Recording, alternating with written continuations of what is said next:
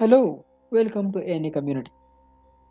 From this particular video onwards, we are going to learn the examination techniques, physical examination techniques, beginning with the distinction of heart sounds. Whenever we think about the heart sounds, we need to know about the cardiac physiology. Whenever the blood, which is that is deoxygenated blood, that is moving from superior vena cava and inferior vena cava, so that will be entering into the right atrium. From the right atrium, the blood will be entering into the right ventricle. From the right ventricle, the deoxygenated blood that will be moving to pulmonary trunk to get oxygenated at the pulmonary capillaries. After the oxygenation, the oxygenated blood will be entering into the left atrium via pulmonary veins. From the left atrium, the oxygenated blood will be entering into the left ventricle. From the left ventricle, the oxygenated blood that will be moving into the aorta.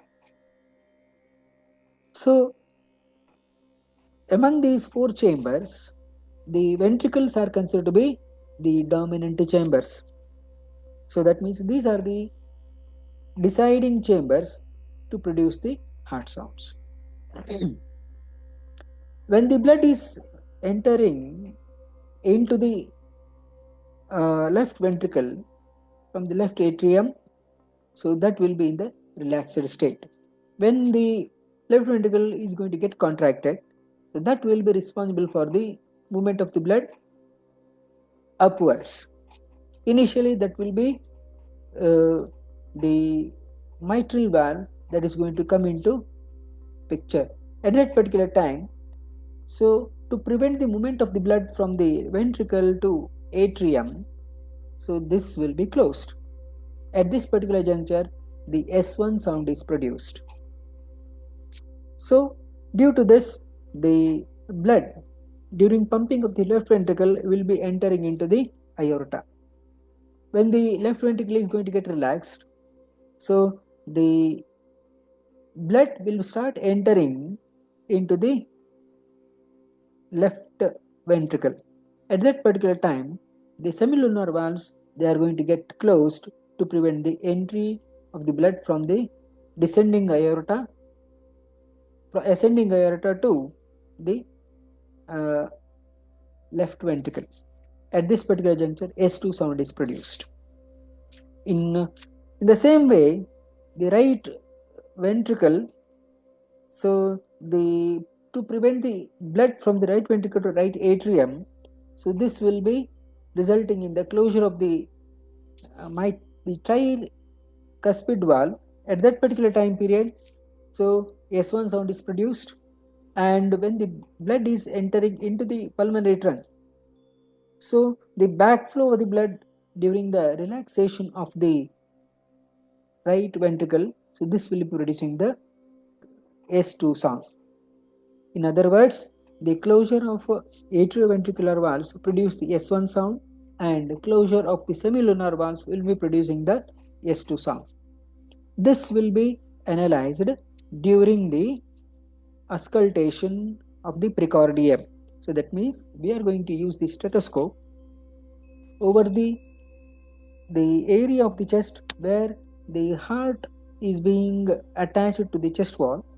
So at that particular time we are going to assess the heart sounds. So several criteria are there to analyze the heart sounds. The simplest one is to know about the gap. Whenever you are keeping the stethoscope on the chest, we are going to identify the small gap as well as large gap.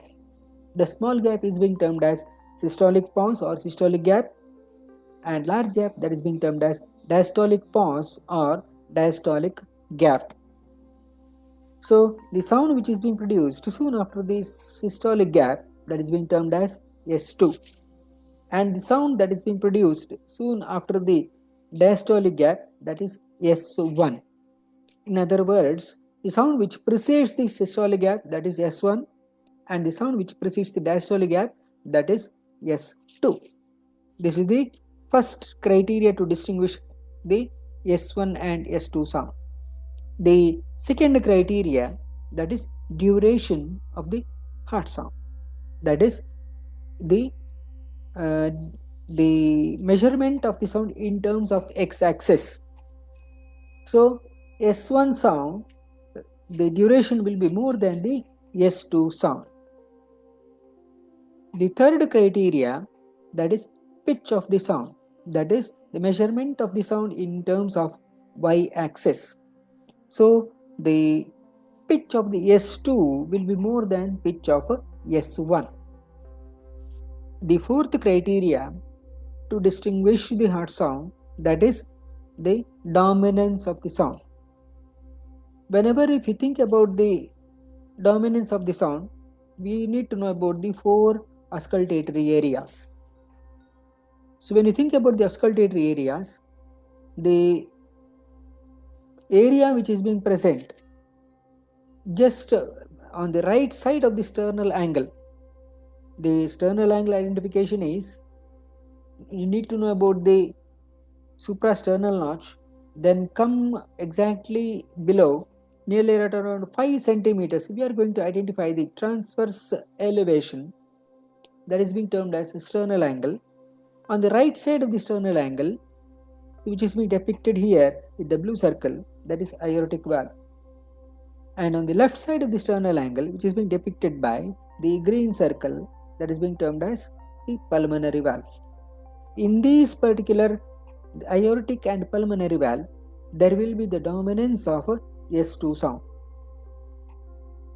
When you think about the tricuspid areas, that is which is being considered to be depicted by here the pink colored circle, which is present nearly around the fourth sternal border, that is the fourth intercostal space, left sternal border, we are going to hear the tricuspid sound, whereas the mitral area, fifth intercostal space, medial to mid-clavicular line, that is being termed as the mitral area. In these two areas, that is mitral as well as tricuspid areas, there will be the dominance of S1 sound. So to summarize, in this dominance of the sound, S1 sound is dominant in mitral and tricuspid areas, and S2 sound is dominant in the aortic and pulmonary areas.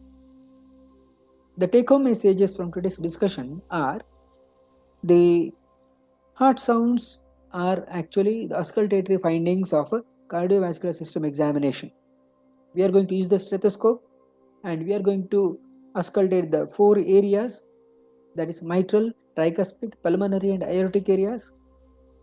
And here the heart sounds, they are usually being produced by the closure of the aortic, atrioventricular valves and semilunar valves. The closure of atrioventricular valves, that is mitral and tricuspid valves, are responsible for the production of S1 sound, and the closure of aortic and pulmonary valves, they are responsible for the production of the S2 sound. Four methods are simple methods which helpful in distinguishing the heart sounds. The first one, that is the gap between the sounds, that is systolic gap as well as diastolic gap. The sound which is produced soon after the systolic gap, that is S2, and the sound which is being produced soon after the diastolic gap, that is S1. Second criteria is the duration of the sound. The duration of the S1 will be more than the duration of the S2. The third criteria is pitch of the sound. The pitch of the S2 is more than the pitch of the S1. Fourth one, that is the dominance of the sound. The dominance of the S1 is prominent over the mitral and tricuspid areas, and the dominance of the S2 is prominent on the aortic and pulmonary areas. That's all for today. What are the major key takeaways from today's discussion? Mention in the comment box below. And what is the one video that you would like to hear in the coming days in this particular channel? Mention in the comment box below. And spread this particular video to maximum number of true Nidana learners so that we can make a huge movement out of this particular small message. That's all for today. Something more in the next video. Thank you.